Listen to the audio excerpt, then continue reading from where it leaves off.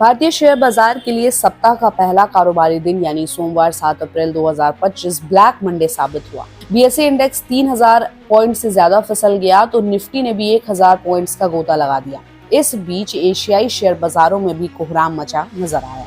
अमेरिकी राष्ट्रपति Donald Trump के टैरिफ ऐलान के बाद से ही दुनिया भर के शेयर मार्केट संभल नहीं पा रहे हैं। तो आइए जानते हैं कि मार्केट क्रैश होने के पीछे के बड़े कारण क्या हैं, डिटेल में बताते हैं। सोमवार को एशियाई बाजारों में कोहराम मचा और सभी मार्केट भरभरा कर टूटे। हांगकांग का हैंग सेंग 9.24%, जापान का निक्केई 8.50% फिसल गया तो दूसरी ओर सिंगापुर के बाजार में 7%, चीन के मार्केट में 5.5%, मलेशियाई बाजार में 4.2% की गिरावट आई। इसके साथ ही ऑस्ट्रेलियाई शेयर बाजार 4.1% और न्यूजीलैंड शेयर मार्केट 3.6% फिसल गया। भारत की अगर बात करें तो शुरुआती कारोबार में सेंसेक्स करीब 3900 अंक फिसला तो निफ्टी ने भी 1000 अंक की गिरावट आई। इस बीच बीएसई मिड कैप और स्मॉल कैप इंडेक्स में 10% तक की गिरावट दर्ज की गई। अब बात करते हैं शेयर बाजार में सोमवार को मचे कोहराम के पीछे के कारणों के बारे में। तो आपको बता दें कि इसके लिए सबसे ज्यादा जिम्मेदारी अमेरिकी राष्ट्रपति डोनाल्ड ट्रंप का टैरिफ ही नजर आ रहा है। इस बीच चाइना यूएस के बीच टैरिफ के बाद नए दौर की तीखी नोकझोंक ने अमेरिकी मंदी की आशंकाओं को और भी बढ़ा दिया, जिसका सीधा असर शेयर बाजारों पर देखने को मिल रहा है। तो अगर कारणों के बारे में विस्तार से बात करें तो पहला कारण है ट्रंप के टैरिफ पर तीखे बयान। डोनाल्ड ट्रंप के टैरिफ के ऐलान के बाद से ही दुनिया भर में लगभग हर बड़े बाजार में बड़ी बिकवाली देखने को मिली, क्योंकि ट्रंप प्रशासन ने अपनी टैरिफ नीतियों से पीछे हटने का कोई संकेत नहीं दिया।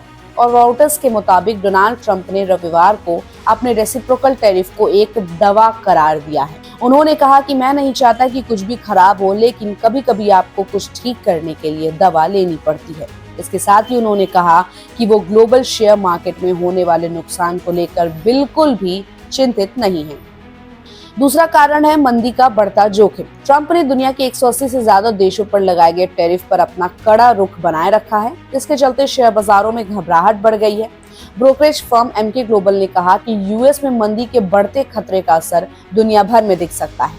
भारत को लेकर ब्रोकरेज की राय है कि अमेरिका द्वारा रेसिप्रोकल टैरिफ के प्रति उदासीन रिएक्शन के बावजूद भारतीय शेयर बाजार फाइनेंशियल ईयर 2026 के पहले क्वार्टर में और गिरावट आ सकती है।